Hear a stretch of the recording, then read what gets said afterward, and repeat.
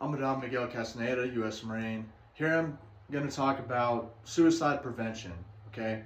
And I apologize if I stumble over my words a little bit. This isn't rehearsed, this is off the top of my head. Suicide prevention, I wanted to talk about, people out there, civilians, veterans alike. First, let's start with veterans. If they're considering suicide, which a lot of them do, 22 a day commit suicide, over 6,000 a year that amounts to, and also civilians alike, right? Civilians, 80 to 100 a day commit suicide. So I'm speaking to both of them. Ways to prevent that aren't really mentioned in a lot of channels or publicly known, right? A lot of the public information is, seek help, see a therapist, take medication, things like that. Have a good support network in your family and things of that nature and so forth, right? Well, my method is a little different. And I'm talking a little bit from experience because I've dealt with a psycho-spiritual crisis before where I'm thinking like spiritually heaven and hell, where I'm at, where I'm going, where I am in this universe, in this dimension, like who I am as a person, what am I, what is my purpose and meaning and everything, where should I work the rest of my life. I wasn't really, satisfied in my job, understanding the whole purpose and meaning, and a lot of it, there's just things in between, right? I understand missions and things like that, but everything else in between and dealing with family, juggling everything, I didn't see how it didn't really fully make sense to me, okay? So I guess I just didn't have that logical reasoning that, maybe a father is supposed to teach their son, because I grew up, my father died when I was young, and me and my stepfather just had a lot of arguments and things like that. But, other than that, for me, I want to say that, when I was dealing with my issues and understanding reality and, my place in society, at first I was like, well, I wasn't thinking about living to be 100 years old, right? I was just thinking, well, I'm about 20, 21, 22, in my 20s, early 20s, and I'm thinking like, I don't know where I'm going to go next. I don't know where I'm going to work, what I'm going to do. I don't see myself, sitting there, having a family, making good money, things like that. I didn't see what's feasible or viable for me or even possible. So, what I did was, I just started spending all my money. Some people might say that's bipolar, but that's one of my number one methods that I recommend. For anyone considering like or feeling suicidal, obviously it's a little dangerous because you don't want to spend all your money you need to survive, right? Food, water, shelter. If you got mortgage or rent, or even if you're younger, a kid living with their parents, you need some money, right? But most kids use their money on drugs or whatever, right? So, if they're into that kind of thing. But for me, okay, have fun. Go to clubs, party, spend things. I'd go to the ocean, swimming, things of that nature. A bunch of different places. Just spending money, buying things I want, getting movies, games, whatever. Like doing things I never got the chance to do. So I would have fun, and I would max out all my credit cards, right? Now, when you do that and you max out all your credit cards and you spend all your money, you're gonna have a couple options. You're gonna have 2, 3 options, right? You're gonna pay it back, or you're not gonna pay it back. You're gonna get 7 years bad credit, or after you're just not gonna pay it back and you're gonna end your life. Okay.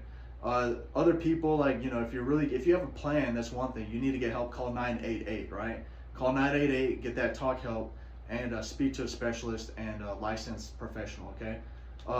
They will help you get through what you're dealing with. One of my friends, she worked at a hospital, and she said, they saved her life. 988 talk therapist. She had all these pills and prescription bottles. She was gonna end her life. She was in a hotel, and they talked to her and kept her on the line until police or mental health specialists were able to get to her and help her, put her somewhere in a hospital or some sort of facility like that, to prevent her from committing suicide. She wrote him a thank you letter later saying that, thank you, you helped save my life and things like that. She has a son and stuff like that. She was just going through some stuff, spiritual stuff, or, relationship, things like that. So, for me, spend all your money. And if you do the honorable thing, now this is the part that makes it more meaningful and, makes it make sense, right? So if you have to work to pay that money back, say you spent $50,000, that was all you had. You maxed out all your credit cards, sold your car, pawned everything, you're pawning things, getting money, and you owe the banks $50,000. Now, if you're either going to not pay that back, get 7 years bad credit, okay, it's going to be hard to get a mortgage car later, right? Auto loans and mortgage loans and things like that. But if you do pay it back, you're going to have to work. You're going to have to work hard. man or woman. You're going to have to work, and that's going to take time. That's going to take time, okay? And dedication, devotion, and it might take years, 2, 3, 4, 5 years. But if you pay that back, now you have excellent credit. Now you qualify for mortgages, auto loans, things of that nature, credit cards. Now you can put your life back together. And you did the honorable thing. You paid these banks back, and you gave them the money that you promised them to honor your word, okay?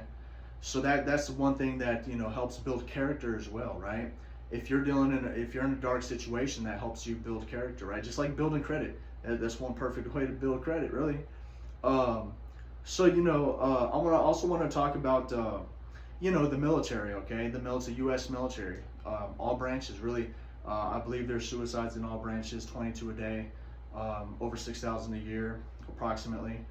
And, you know, that's really distressing. And, you know, I understand some of that a little bit, right? PTSD, mental illness, depression, relationships, transitioning back into society.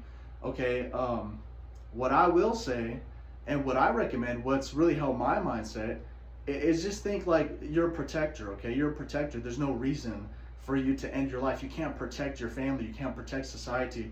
Every time you go to Walmart, every time you go to H-E-B or whatever grocery store they have in any 50 states in America, to the gas station, you'll likely see kids and families and women and children and other men that you might have to protect. Now, one way to do it, you have to get in good shape. Look at me, I'm in decent shape. You know, I get in shape, I go to the gym. You're gonna have to practice sprints, and that's like back and forth, dashing lanes, and that's like basically you're practicing charging, right? Charging an enemy, charging someone who's posing a threat and posing a danger. You might have to charge them, right? Tackle them, you know, beat them up, snap their neck, something like that, break their neck. If you have a gun, a weapon, a knife, that's a different situation where you might have to utilize a knife or weapon, right? A gun or something like that. If you're legally registered and you have to take someone's life to protect society, obviously this is more extreme. Like, obviously there's shootings out there. There's been some cases where some shooters have been stopped by civilians and they take them out, right? So obviously, hopefully, you know, it just depends on where you live, like Chicago, New York City, the Bronx, Queens, California, LA, you know, things of that nature, San Antonio. Different places are more extreme, like some places in Florida. You know, so some places are more extreme in some cities or the projects, or, you know, so some places are more dangerous where you go. You just have to be safe wherever you go, okay, when you drive somewhere with your family. Now, I know some veterans who I've heard stories where they have a family, they have a wife and kids, and they still take their own lives, right? Whatever the case is, they don't have the mindset. I'm gonna, you know, on one of my sites, I have military brotherhood creeds and principles, right? One of the things, my first rule that I came up with is making sure you're 100% sane, competent, sober, clean from alcohol, abstinent from drugs, no cigarettes, no alcohol, no drugs, so you can be the most competent lethal force possible to protect your loved ones on an instant's notice, okay? At a moment's notice, right? In a split second, less than a split second, you could turn from 0 to 100 degrees just like that. 0 to 100, you know, maximum force, maximum lethal force if necessary. Spiritually, physically, emotionally, in court, paperwork, whatever the case is, to protect your loved ones, okay? So if military ends their own life and they're not thinking of protecting them, you have to be a protector, like a guardian angel, right? You have to be that guardian angel for your family, right? For other people, for society. That's what your oath is and what you signed up for. Now, other people, obviously officers, things like that, like captains and other sergeants, things, they might not already know this kind of stuff, right? But a lot of times lower ranking, or maybe, you know, even higher ranking, they might not think about this kind of stuff, to where, you know, they just sometimes, you know, you're retired and you're just trying to live a good life, but a lot of times you're still in that mindset, you're still active, you still have to, it's your duty to protect and defend, okay? For as long as you live. There's an 80-year-old man that protected his wife from a break-in, armed burglar. He beat this guy to death with the butt of a shotgun, okay? He was like 80 years old, still protecting his wife, okay? So you're gonna have to do things like that. And also think about the Bourne Ultimatum, the Bourne Supremacy, and the Bourne Identity with Matt Damon, okay? He's out there, you know, doing what he has to as a government contract assassin, and he's taking out enemy targets, enemy threats, high value targets, things of that nature. You know, he's competent, he's got a good memory, good cognitive function, good head on his shoulders. He's a trained killer, okay? He knows what he's doing, and he's proficient. He's efficient. He's got speed. He's got all that stuff. And he's got what he needs: velocity, stamina, things of that nature, endurance. Okay, so he's in good shape. So things of that nature, right? If you're gonna be if you're gonna be something like that, like the Born Ultimatum, sorry for the cutoff buffer within the video. This is an addition, but the Born Ultimatum, you're gonna be something like that, highly proficient, speed. You're gonna be high velocity, maximum individual, out there protecting, defending. You're gonna be that guardian angel, right? Basically like the Born Ultimatum, whatever he's doing against, government stuff like that, whatever. But I'm talking about just really protecting, defending your friends and family on the highest level possible of your capabilities, right? You're not going to be capable if you're drinking, doing drugs, if you're feeling depressed, all suicidal or whatever like that. So, obviously there's a lot of people out there online talking about the best thing to get in shape. Well, obviously you want to shape to be in shape and health, have good health for particular reasons, right? Longevity, living a long life. Obviously, the purpose of that is to protect and defend your family, right? For whatever it is, someone breaking in, out there on the street, something happening, things of that nature, okay? Now, another way, if someone who's truly, suicidal or suicidal ideation, if they have a plan or something like that, they're going to do this on a certain day, whatever. The main things I recommend is getting a bucket list, okay? A bucket list. Put 50 things down you want to do before you die. After that, if you accomplish every single goal and task, then if you choose to commit suicide, hopefully you don't. But that's your crazy decision, right? But more likely than not, if you do 50 things, put 100 things, put 1,000 things, right? Goals and things you want to do, right? If you were to live to be 100 years old, what would your life look like? Where would you live? Where would you go? What would you do? What kind of money would you make? Who would your family be? Who would you marry? Things of that nature, right? How many kids would you have? All that stuff. And the only way to get there, obviously by taking steps, is getting that good job, right? Whether it's a trade, learning a trade, going to college, joining the military, getting that, finding a career path, right? Going through those steps and trying to make it to 100 years old, right? And if you don't want to make it to 100 years old, say, well, I might die when I'm 50 or 60 or 30 or 40 or something like that. That bucket list, right? Put 50 things down. Have a vision board. It's a blueprint for your life. So the vision board is a blueprint for your life. You want a blueprint, a map to everything you're going to do, all the steps you're going to take to reach good health at 100 years old, protecting and defending your family, right? Everything, the house you want, to your friends, your network, all that stuff, and career path and all that. Now that's a blueprint, a map, a vision board. Jot it down, put it on a poster, put it on your computer, print it out, put it on your wall. Also, you're gonna want that bucket list, right? Going to the ocean, swimming, surfing, going shark hunting, going scuba diving, going skydiving, going to certain clubs, going to certain malls, this and that, meeting certain people, shaking people's hands, going to events, going to webinars, seminars, meeting people, and speaking yourself, And this might be something I could consider that I'm putting on my bucket list. I'm trying to make it to 100 years old, okay? I didn't think about that too much in the past, and I'm older now. I'm in my 30s, my late 30s. But this is something that, a lot of people can, do at a very young age, right? Putting videos up, content up, speaking about their experiences and history and things of that nature. Now, what I've been through, like I mentioned, my situation was I spent a lot of money and I had to pay it back. So I had to work, pay it back, took a lot of time, affected my credit for a while. And I did the honorable thing, right? That's hard work, built character for me. And what I also say is that if someone's truly having suicidal ideation, get into computers, right? You have access to everything in the world: audiobooks, ebooks, all sorts of information, college textbooks, things like that. You could get access, get online education, get your master's, all that stuff. For me, I got into cybersecurity and information technology, and that really changed my life because I understand anything can happen. I could be placed anywhere in the world with an internet connection, and I could probably make it. I could start something online, right? I could hack.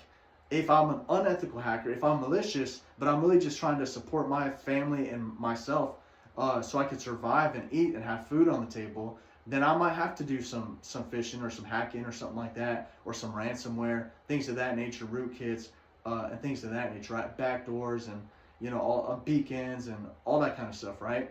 So especially If you understand that concept, getting on the dark web, making money, selling things, messing with cryptocurrencies, converting that into cash, that's what people do in other countries. That's how they make a living. That's really just a job for them. If you understand that you can do that, why not be the most competent, efficient, the most insane,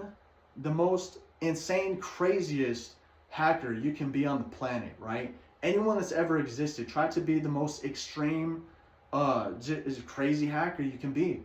And also covert, right? Covert from the government, covert from society. You're just a ghost. You're the born ultimatum. You're the born supremacy. You're the born identity. You're underground. You're invisible. You're a ghost. And you're out there somewhere doing your thing, protecting, defending, being a guardian angel, making money. You might meet, if you're a man, you might meet a waitress and she's poor and she's, you could leave her an enormous tip, right? You leave her $10,000 for a tip, right? You don't even know her. You're hacking so much. You got all this ransomware money, all this money from phishing campaigns and things of that nature. There's ways to make money on the dark web. The more than people think, certain cyber gangs make hundreds of millions of dollars a year, right? And they're, ransomware is responsible for the U.S. losing billions of dollars every year. And they convert that into Bitcoin and cryptocurrency, right? That's a market. This is extreme. Obviously, I can't recommend this on the internet, but if you're in a life and death situation, if you're feeling depressed, this would excite me. This would be like, now I have options, right? I don't have to hurt anybody. Do some stuff on a computer, get some money. Hopefully it's covered with insurance, the FDIC, the NCUA, things of that nature. If it's credit cards, you could do stuff like that. That's usually insured, things of that nature, right? A lot of big companies, $1 million, $10 million wouldn't even hurt them, right? They got hundreds of billions of dollars, right? Amazon's worth like over $200 billion. Well, he wouldn't even miss $1 billion, right? And now that'd be sad, and he'd have concerns over security, but that's really not going to affect him that much, okay? He's still going to have his mega yacht, mega mansion, things of that nature, private jets and all that. So I'm saying that I'm not saying to do anything or to hack anyone, but think about this kind of stuff and what you're capable of. Use critical thinking skills and think about what you can do for your family in regards to protecting and defending them, or protecting society, right? Say you don't have a big family. Say you're an orphan or a foster kid, or you don't have too many relationships and things of that nature. You can still become an invisible ghost, like the born ultimatum. Get out there, protect and defend like the guardian angel you should be, especially if you're in the military. Get out there, hack, become that expert hacker, the craziest hacker in the world, the most insane, proficient, extreme hacker in the world, on the planet, okay? Crazier than Kevin Mitnick, because you're going to evade prison. You're not going to get caught, okay?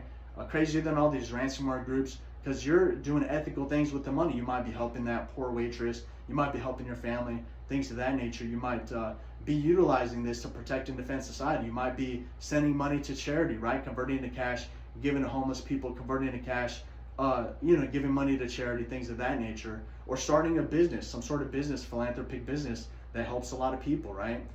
Kids with cancer, things like that, of that nature, foster kids, orphanage kids and things of that nature, right?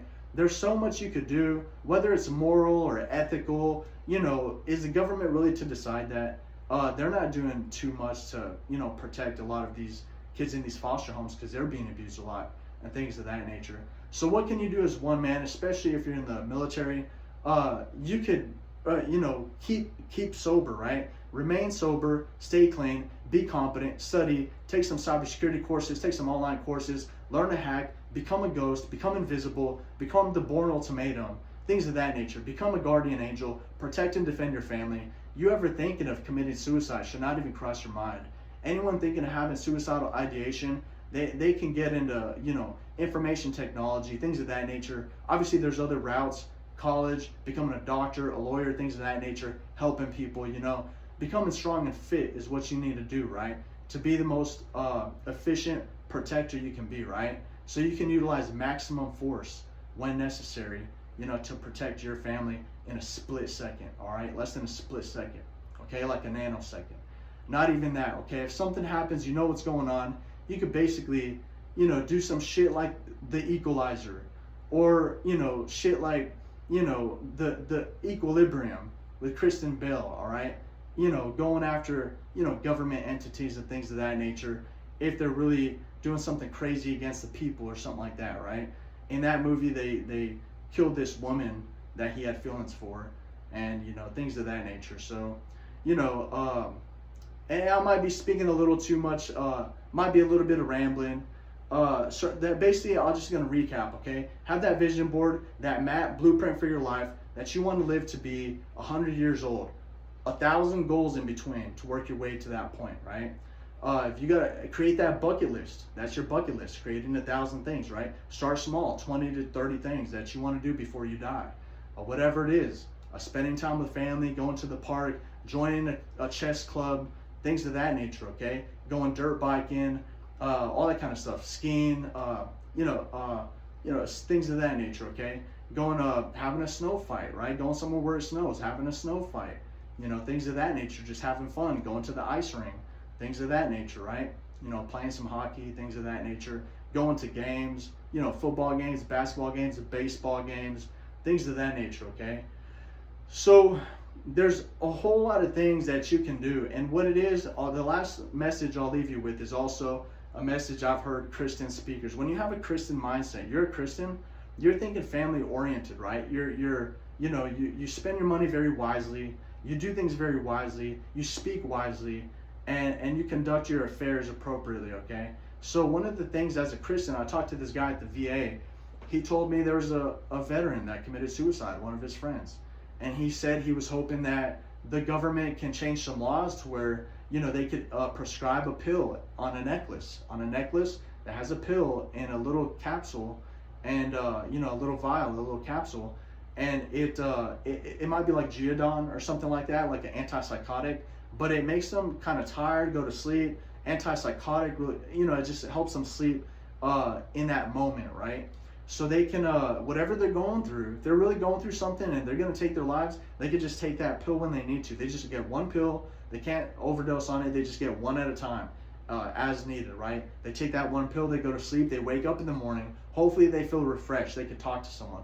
But if they're having an extreme panic mode and stuff like that, some sort of guilt trip or some sort of PTSD or whatever it is, they could take that pill and just go to sleep, wake up the next morning and be okay.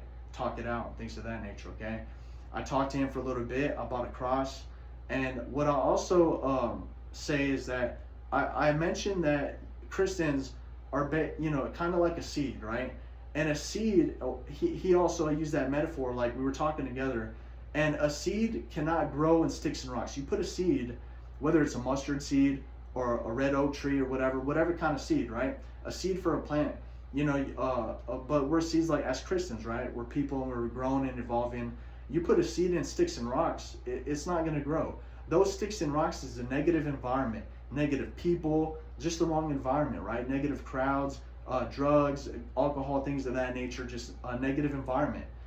You might have to leave the city, right? You might have to leave the city, change your phone number, delete your social media.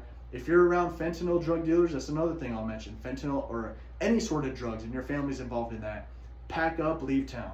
Pack up, leave town. Go to somewhere safe. Go to a nicer city, nicer country area or something like that. Get a nice apartment, RV, whatever you can afford, and just get out of that area. Because if it's life and death, you have to move. Delete your social media. Use an alias if you really want social media, but just delete social media is what delete social media. That's what I recommend. Okay. Change your phone number. Change it. Okay. So people cannot. The same drug dealers aren't going to find you. Okay. I've had to do that before because people have reached out to me. They can't get me anymore. I changed my phone number so many times that that I don't even have to deal with it. It's not even an issue for me. Okay. And I've moved locations. I've moved several times. Okay. I've been homeless before. I've been on the street. I've been through all that. I've been in psych wards. I've been in jail. I didn't have a home. Jail's not my home. Psych ward's not my home. That's all that time I'm just spending in somewhere I don't belong. And it took me a while to find where I'm going to stay at for a while. Okay, I'm looking at long term now. But then, okay, back to the sticks and rocks. You put a seed in sticks and rocks, it's not going to grow. You need proper nutrient soil. You need proper soil with nutrients and healthy soil, right? Because the soil has nutrients that the seed absorbs, and then you're gonna have to nourish it every day, water it every day. It's gonna have to go through photosynthesis and get that sunlight and things of that nature, right? You're gonna have to nourish it, take care of it, monitor it, help it grow, keep it away from termites and things of that nature, all that kind of stuff. So, then it's going to grow into a beautiful tree and provide shade for you. If you want to cut it down, it's going to provide furniture. You can build furniture out of it, whatever. But, if you let it grow, it's going to bear fruit. If it's that kind of tree, it's going to bear fruit that will feed you. Okay, you took care of it, now it's taking care of you. You nourished it, now it's nourishing you. And that's the same concept of that seed, right? If you're a Christian, your seed, that's the only way to flourish and grow. If you're in a positive environment, if you're being watered, nourished, if you got sunlight, if you got proper soil, you're in a perfect environment for health and growth, okay? So that's another thing for suicidal people, is they're not in a good environment. Sometimes you do have to leave.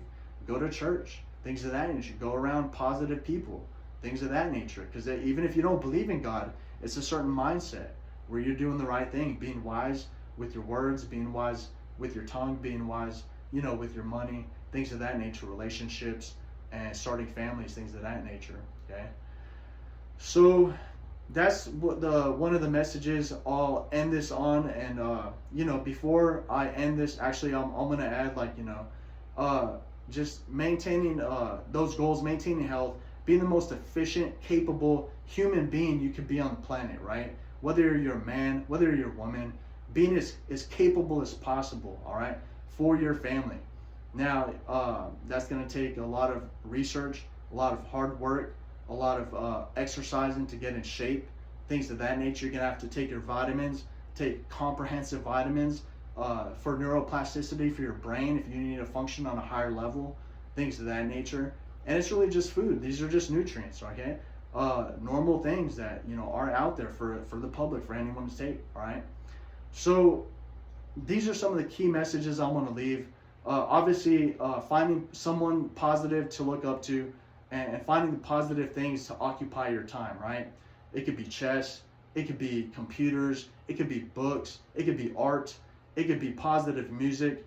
There's a lot of messed up stuff out there, but trying to find something positive, right? Now, that's that part of that being in a positive environment, okay?